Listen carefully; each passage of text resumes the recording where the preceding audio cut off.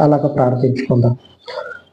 సర్వోన్నతుడు అయిన పరలోకపు తండ్రి, మీ సర్వోన్నతమైనటువంటి పరలోకపు నామమునకు ప్రార్థిస్తూ ఉండగా చెప్పబడినటువంటి వాక్యములు తండ్రి నీరు కట్టి ఫలింపచేసి ప్రతి ఒక్కరి హృదయాలలో తండ్రి మీ దయ కలిగినటువంటి ఆత్మ ప్రత్యక్షతను అనుగ్రహించమని మీ కృప కలిగినటువంటి నామములకు ప్రార్థిస్తూ ఉండగా, పునరుద్ధానుడ ప్రతి ఒక్కరి హృదయాన్ని మీ పరలోకపు ఆత్మ చేత నడిపించమని, మీ పరలోకపు ఆత్మ చేత ముద్రించమని, ఆత్మయే తండ్రి సరి అయిన దిశలో నడిపించిన కనుక ప్రతి ఒక్కరికి మీ దయ కలిగిన ఆత్మను సమృద్ధిగా అనుగ్రహించి మీ రాజ్యము తట్టుగా ప్రతి ఒక్కరిని నడిపించమని సమస్త మహిమను మీకు ఆపాదించి మా రక్షకుడు మా విమోచకుడు అయినటువంటి యేసుక్రీస్తు శక్తి కలిగిన నామంలో ప్రార్థించి వేడుకొని చూనాను తండ్రి. ఆమేన్, ఆమేన్.